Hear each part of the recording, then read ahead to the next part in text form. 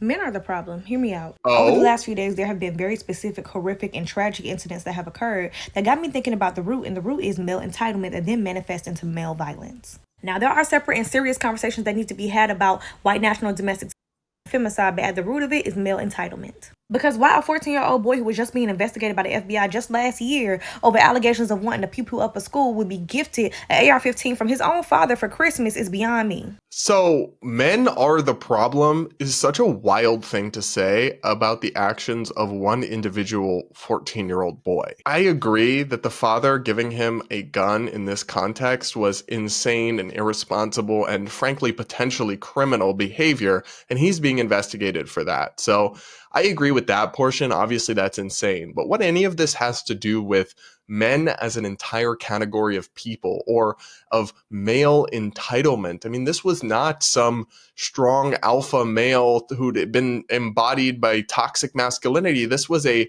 traumatized, disturbed young teenage boy who had been really horrifically treated. Now, none of that, of course, justifies or explains his actions in any way, really, but it's like the idea that this was rooted in men or masculinity is not substantiated based on what we know about the facts. And regardless, there's something sick about responding to the demented actions of an individual by immediately casting blame on an entire group of people.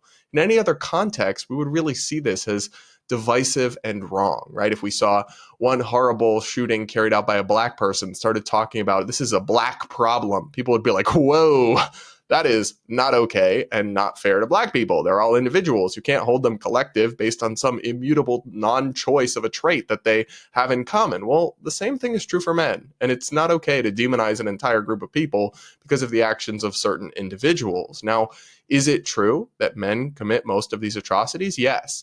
And I'm open to discussing why that might be, but we have to be careful to do so without demonizing entire groups or assigning collective guilt or blame for the actions of any one individual. That kind of thing is always wrong and always unfair. And it also always puts people on the defensive and divides people. So it's really disheartening to see this kind of thing just spreading all across TikTok. This individual did have more thoughts to share. Bring up the fact that these young men are being coddled into entitlement. And when they can't have their way, they then manifest that into violence towards other people. And while I would like to emphasize that there is nobody more entitled than the white male who has been radicalized through the patriarchy, misogyny, online social media content, and propaganda, it is an issue across the board with male entitlement. The crime issue that is happening in Chicago and many other places is still a male entitlement issue. Because why are we all the victims to your irresponsible coping mechanisms, your unresolved trauma, and your suppressed emotions? And because men are the problem, men need to do a better job of coming up with the solutions. So again, I am not totally closed off to the conversation about like what is leading some individual young men out of literally hundreds of millions of men to commit such depraved acts and atrocities. We should absolutely interrogate and investigate and try to remedy that in any way we can. But to then reach this conclusion that men are the problem and that men have some particular obligation to solve this, no, I don't. I bear as a man zero responsibility for this actions of some 14-year-old boy in Georgia. This is a insane connection that we would rightly cry bigoted and objectively hateful in any other context. I mean, this individual in the long video, which I didn't show you all of, talks about Chicago as an example and how you want to talk about how black people are responsible for all violence in Chicago, then they're still men. Like, no, you're missing the point. The point is that it would be deeply evil and racist and wrong to assign collective guilt to black people for the actions of a black drive-by shooter in Chicago. But you seem to be okay with doing the same thing to white men and not realizing the cognitive dissonance there.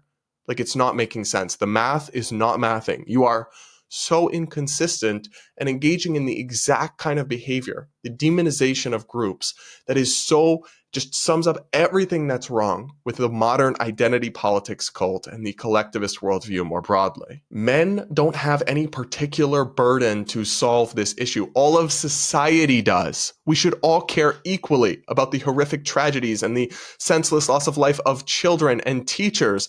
There's no particular obligation of some group over others to care about this or solve this because of their immutable demographic traits. What are y'all saying? I understand that emotions run hot in the aftermath of this kind of tragedy. I really do.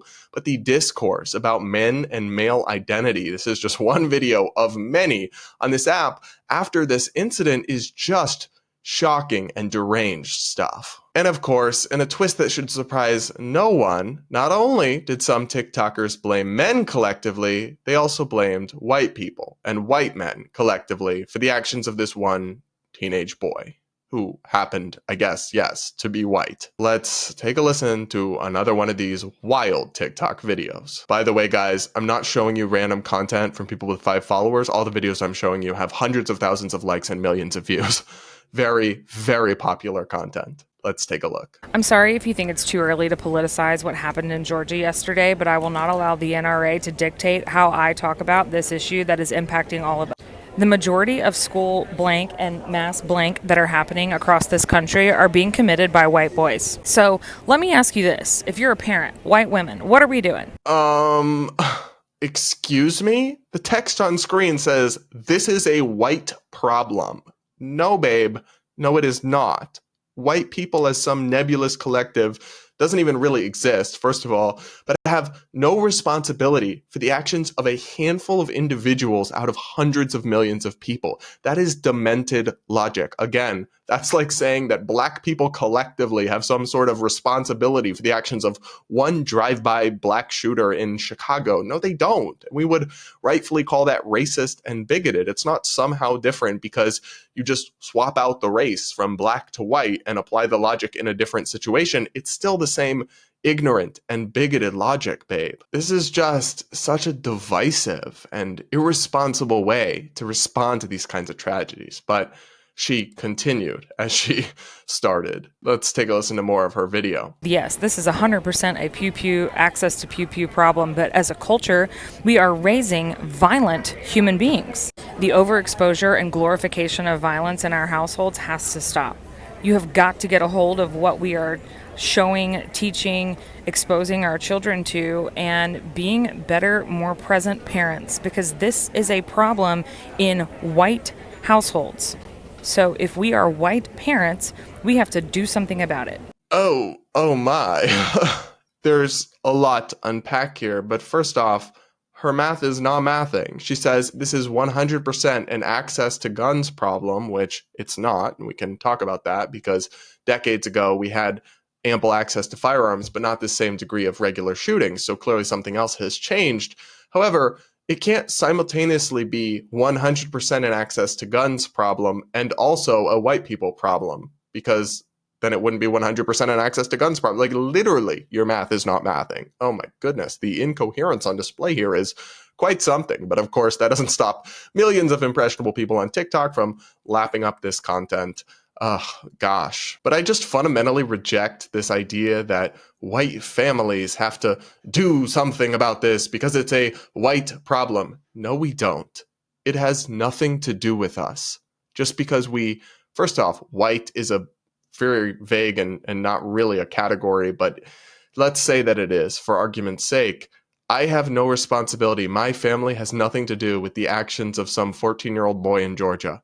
Nothing to do with us. And if you're saying we somehow have guilt or blame or responsibility for his actions because we share a skin pigment, then you, my friend, are doing racism. You're doing bigotry. You're doing guilt by association in a way that you would simply never apply to any other demographic group of people without immediately realizing that what you're saying is bigoted and ignorant. Individuals are responsible for their actions. This individual in Georgia's family is very much responsible for the reckless decisions they allegedly made and not seeing all the massive red flags that we've reportedly heard about. They're responsible. Random white families in other parts of the country are not. And that is a wild and just irresponsible allegation or suggestion to make. It's really giving, I'm one of the good white people.